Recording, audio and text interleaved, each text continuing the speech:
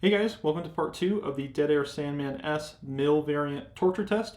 Today we're going to be talking about the overview of the torture test, the performance of the suppressor, the damage, and the up close and personal of the parts of the suppressor, as you will see later on. So stick around, it's going to be a good time, and you're going to learn a lot about the Dead Air Sandman S. So here we go.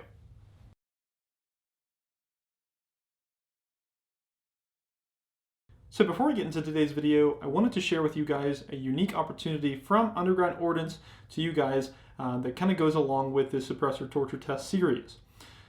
In the previous video, we did a Rexilentium MGX. So you guys saw the torture test and saw the overview of the damage, and now it is currently being worked on by Rexilentium. So you guys now have the opportunity via Underground Ordnance to own a Rex MGX with the upgraded baffles. So this is something that is a custom sort of request thing only from Rexilentium. So what Underground Ordnance is going to be doing is going to raffle off 2 of these suppressors that were tested. They are brand new suppressors, and each raffle ticket will guarantee you a purchase of the Rexilentium with the tax stamp. So if you guys want to head over to Underground Ordnance, the link is below, and participate in that raffle if you are available to legally possess a suppressor. But a very cool opportunity for those of you who are maybe timid about the NFA game and want to step into a suppressor that you have seen run the gauntlet, which I think that the Rexilentium can did a very good job. So without further ado, let's get into today's video. So in front of me, I have the destroyed Dead Air Sandman S that you saw in the previous video. In the end, it eventually flew apart. But before we talk about the actual destruction and what happened with the suppressor, I wanted to give some background as far as what the Dead Air Sandman S in its unadulterated form is. So the Dead Air Sandman S is meant for heavy abuse. This is one of Dead Air's more rugged suppressors. It is rated from all the way down to like 5.56 or 223 up all the way to 300 Win Mag. So this is a full auto suppressor. It's a full auto rated suppressor. Obviously we wanted to test that, but this is a very durable suppressor made out of stellite, which I'll talk about in a little bit, and stainless steel. So the baffles in the Sandman S are actually made out of stellite, which is a high temperature, high abuse material, and the stainless steel tube around it is meant for rigidity, and it's a lighter weight material. So the Sandman S is 6.8 inches in length, 1.5 inches in diameter, and weighs 17.3 ounces. It also features a removable end cap. It comes with a flash hider end, but it is adaptable to the various brakes and the wipe.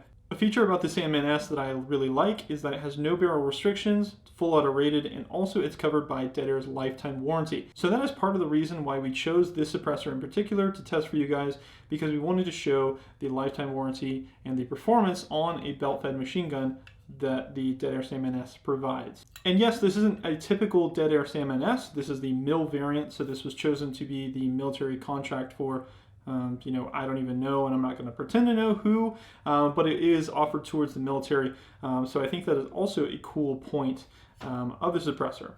It came to my attention that there was a change in manufacturing from a facility to a different facility, but this is from the Norcross, Georgia location, just to make that transparent to everyone else. So now that the details of the Sandman are out there, I wanted to go ahead and start talking about the suppressor test in my opinion. So the suppressor test was actually a little bit different from the Rex test because we were running into a lot of issues with the gun.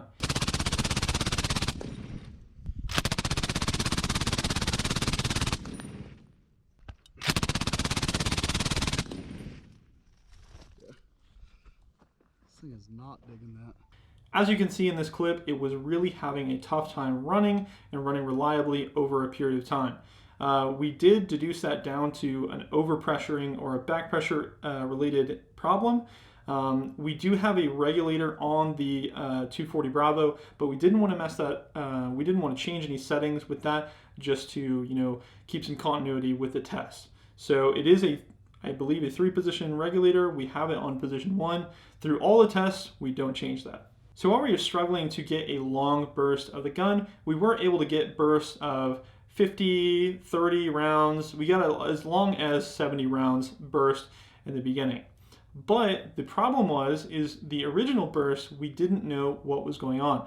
So we fired around 70 rounds before we decided to take apart the gun, figuring out what was going on. And so unfortunately, we let the gun cool down. We wanted to take these rounds off of the test, so just let it be known there were more rounds fired through the suppressor, but we let it cool off just to make that transparent.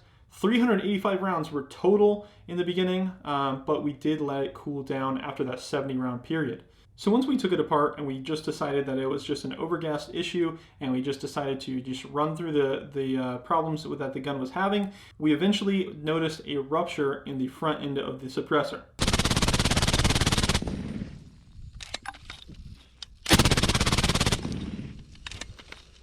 We're going all the way through.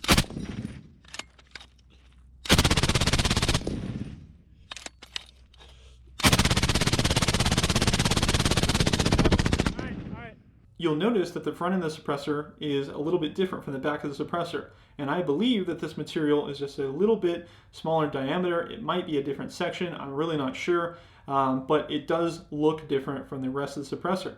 And I think that the overpressuring of the suppressor found that weak spot and just decided to rupture it, and you can see that in the video.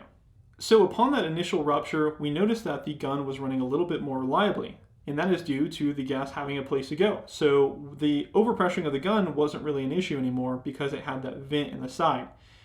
We sort of looked at it and we decided that it just wasn't good enough. It wasn't catastrophic failure. You could still fire it. There were no baffle strikes. We just decided to keep running it. And as you can see in the part 1, the gun ran a lot better. And that is because the gun wasn't having to fight against the high pressure that the suppressor was providing. So we got a belt of 100, or we got a length of 100 rounds, 112 I believe, to fire continuously, and we ended up blowing the baffle stack out of the suppressor. As you can see in the slow-mo footage, it was pretty spectacular. It sort of started opening up around that initial rupture and then blew the whole baffle stack and the end cap out of the front of the suppressor. Something that's kind of unique about that failure is that you can see the whole baffle stack and then the front end cap just removed from the tube, and they're still intact, which is amazing because, you know, I figured that something would happen, a baffle strike or something, but if you look inside of it, there is nothing to be found. I think that it just blew it out. The end cap is actually still screwed into the suppressor body, if you will. So that's kind of interesting. So something that kind of struck me as odd was the fact that we only found these baffles, and it looks like 3 baffles. Part of the testing was looking at the damage, and I really couldn't believe that 3 baffles were inside of this. I don't really know if that is the extent of the baffles. Maybe there is a baffle somewhere in that dirt, which we will need to find, but I couldn't figure that out. But this is what was found. We might need to go look for more baffles. So these baffles are the stellite material, which is a high temperature alloy of steel. I'm not going to pretend like I know what it is, but it's supposed to be very high temperature, very resistant to deformation because of high temperatures. So as you can see, there is no obvious baffle strike in the baffle stack.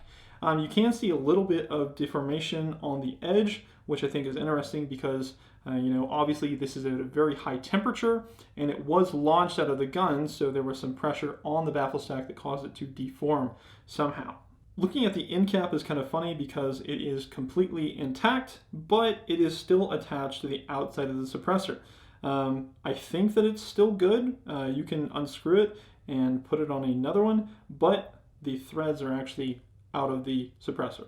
As far as the chemo mount, it was fine. I did notice that it was sort of rotating during the test. I'm not sure if it was coming unloose from the actual suppressor, but just unscrewing it right now, I can't seem to get it off, so I think it's fine. So in Dead Air's lifetime warranty, they explicitly say that they don't cover negligent abuse or misuse of their products. So don't go out there and put this on a 240 Bravo and expect them to cover this. Because that is negligent use, and they do have the right of saying that they won't work on this.